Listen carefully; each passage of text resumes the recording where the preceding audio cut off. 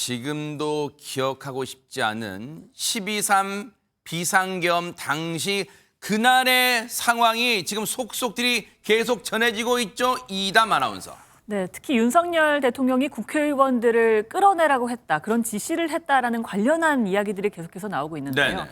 일단 이번 지금 알려드릴 내용은 이진우 전 수도방위 사령관의 입에서 나온 이야기입니다. 지금 현재 이 전 사령관 같은 경우에는 국회로 당시에 병력을 출동시킨 바 있고요. 네. 검찰에서 지금 조사를 받고 있습니다. 네. 그 진술 내용인데요.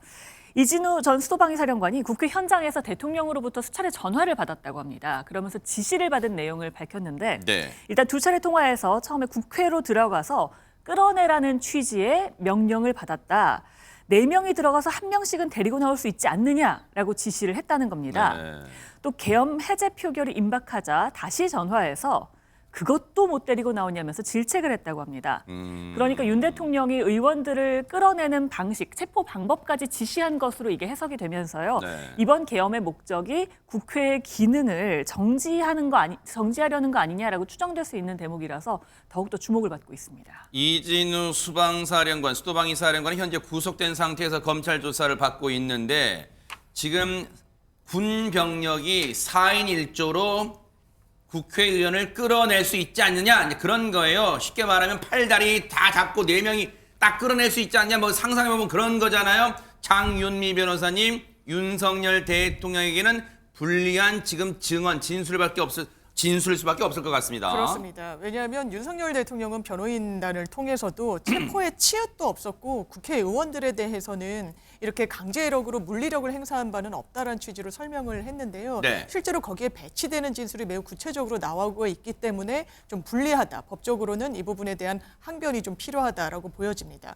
왜냐하면 기본적으로 내란죄가 성립하기 위해선 국헌문란 목적의 폭동이어야 되는데 국헌문란이라는 게 굉장히 좀 추상적입니다. 때문에 형법에 정확하게 이 뜻이 풀이가 되어 있는데 이 입법기관 같이 국가의 권능을 부여받은 이런 기관들의 권한을 불가능하게 하거나 제한하는 경우, 이런 경우를 국헌문란 목적으로 이 내란 행위라고 평가를 받게 되거든요. 그렇다면 국회라는 건 심지어 적법한 계엄이라고 하더라도 군의 통할 아래는 들어갈 수 없는 이런 헌법기관입니다. 때문에 만약에 이런 진술들이 사실로 드러나게 된다면 내란죄의 실체는 조금 더 접근하게 되는 게 맞는 것 같습니다. 네.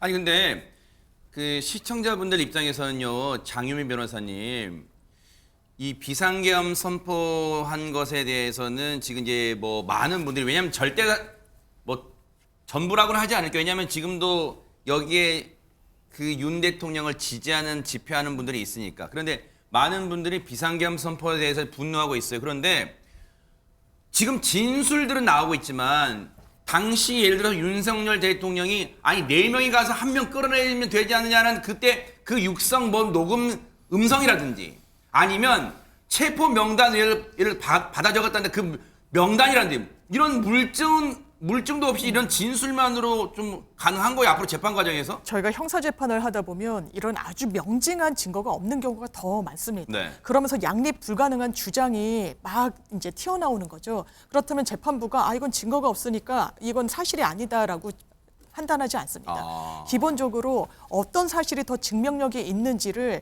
판사가 판단을 하게 되는데요. 오히려 범죄 같은 경우에는 뭐 일반 범죄에서도 증거가 없는 경우가 있어서, 그렇다면 지금 수도방위 사령관이 대통령을 주어로 해서 거짓말을 이 상황에서 가공할 동의는 있는지, 그럴 이유가 있는지, 그리고 지금 진술하고 있는 내용이 다른 관계자들과의 주장과 배치되지 않는지. 왜냐하면 홍장원 전 국정원 1차장 등도 비슷한 취지의 이야기를 했고, 경찰청장 역시 구속수감이 됐는데 이 국수본 수사를 받으면서 체포에 대한 명령이 내려왔다라는 이야기를 하고 있어서 비교적 일치되는 부분은 아마 향후 재판 과정에서 비교적 증명력이 높은, 신빙성이 높은 진술로 판단받을 가능성이 열려 있습니다. 이런 구체적인 진술들이 나오는데 어제 윤석열 대통령 측에서는 이런 얘기를 했었잖아요. 들어보시고 이어가 보도록 하겠습니다. 대통령께서 비화폰으로 제게 직접 전화를 하셨습니다. 의결 정족수가 아직 다 안 채워진 것 같다. 빨리 문을 부수고 들어가서 안에 있는 인원들을 끄집어내라 라고 말씀을 하셨습니다. 대통령도 법률가입니다. 뭘 체포를 해라, 뭐 끌어내라 하는 그러한 용어를 쓰신 적은 없는 것으로 없다고 들었습니다. 대통령이 체포 채자도 얘기한 적도 없을 뿐만 아니라 체포하면 어디다가 데려놓겠다는 것입니까? 그런 점을 좀 앞뒤를 좀 생각을 해달라는 것입니다. 혹시요, 최진모 교수님. 네.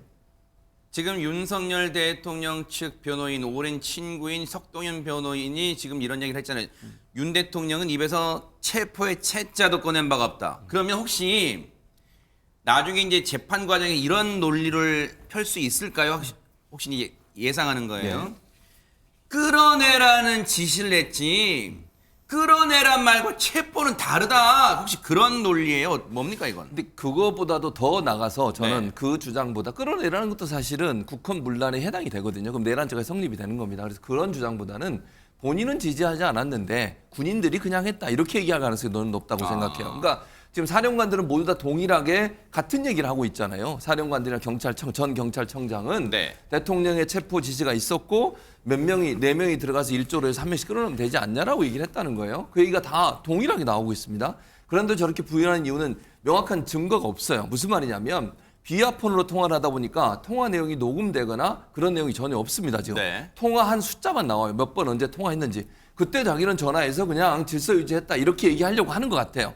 그러니까 저는 정말 비겁하다고 생각하는 게 대통령이라는 사람이 지금 내란의 우두머리로 지목되고 있잖아요. 그런 사람이 자기 밑에서 자기 지시받아서 일하는 사람들한테 모든 책임을 떠넘기고 나는 그런 얘기 한 적 없다. 이렇게 아마 오리발을 내밀 가능성이 있다. 네. 재판 과정에 가서 그런 얘기를 해서 본인이 국헌 문란, 내란죄를 저지르지 않았다고 하는 걸 주장하려는 의도, 이런 의도가 결국은 이번 지금 석동현 변호사의 말을 통해서 어느 정도 윤곽이 나오는 게 아닌가 이렇게 생각이 됩니다. 네.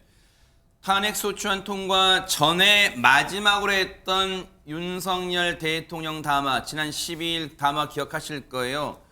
이런 소수의 군병력으로 무슨 내란이란 말이냐, 그런 취지의 담화 내용이었는데 다시 한번 들어보시고 얘기를 이어가 보도록 하겠습니다.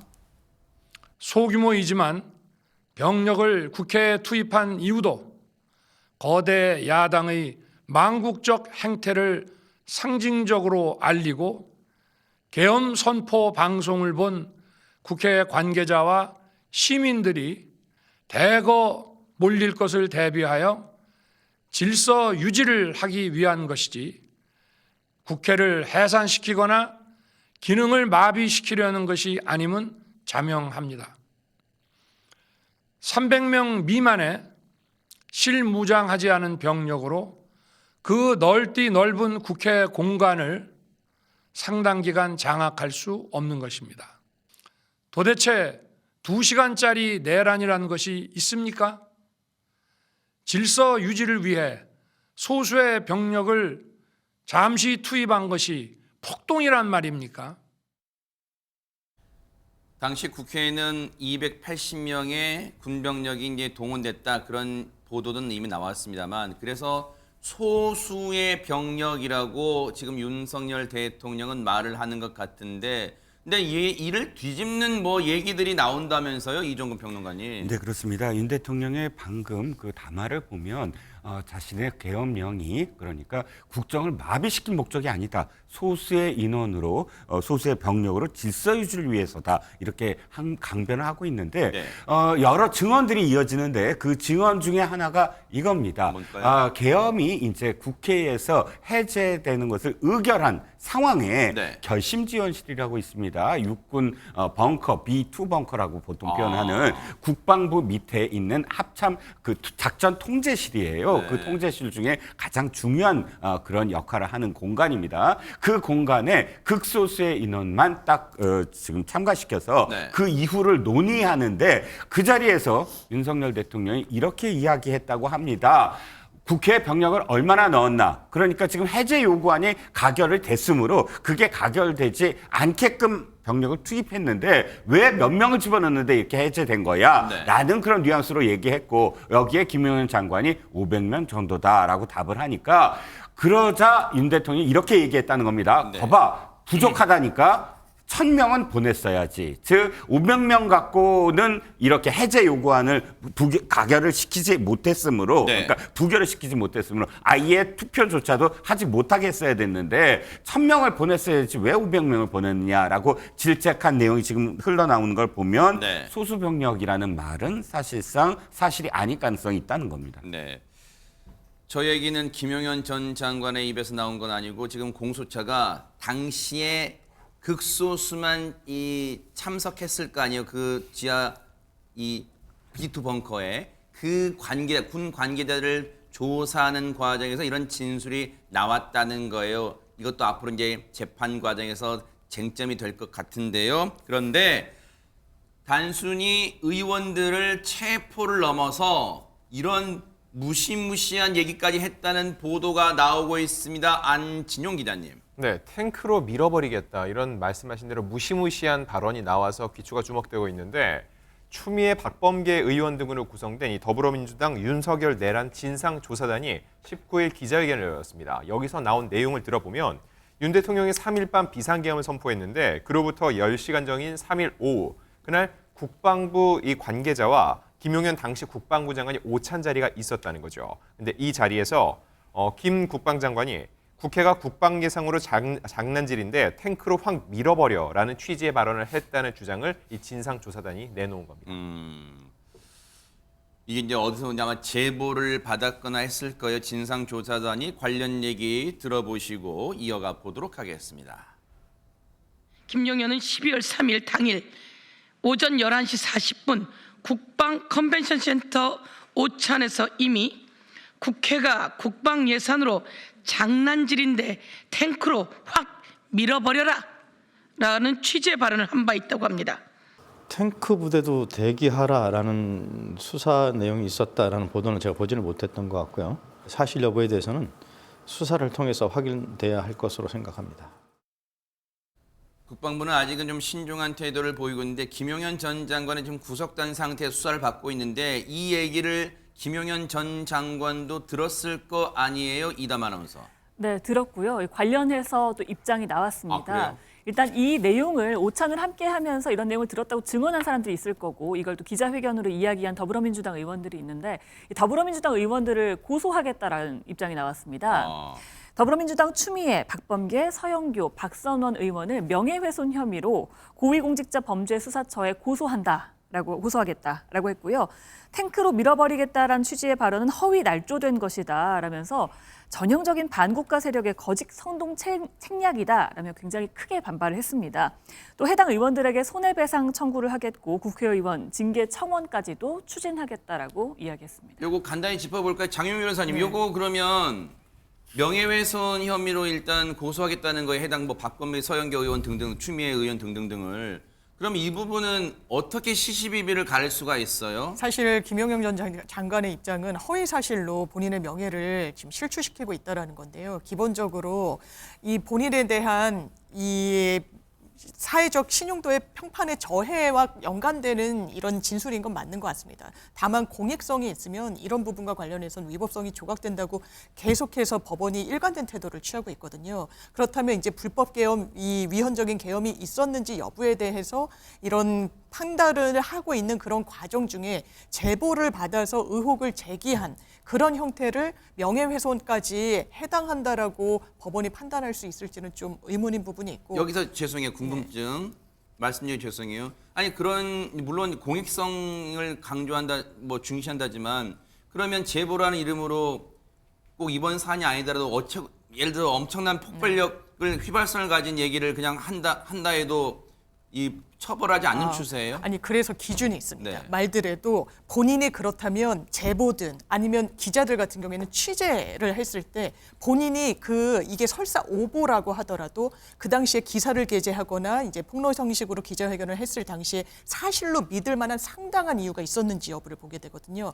그렇다면 이 부분과 관련해서도 명예훼손 여부를 따질 때 어떤 경로로 이 제보를 취득하게 됐는지, 이 제보를 한 사람이 정말 믿을 만한 사람인지 이런 부분을 종합적으로 판단해서 신빙성이 있다고 그 당시에 판단을 했다면 명예훼손에서는 이 공익성을 이유로 좀 위법성이 조각될 수 있습니다. 네.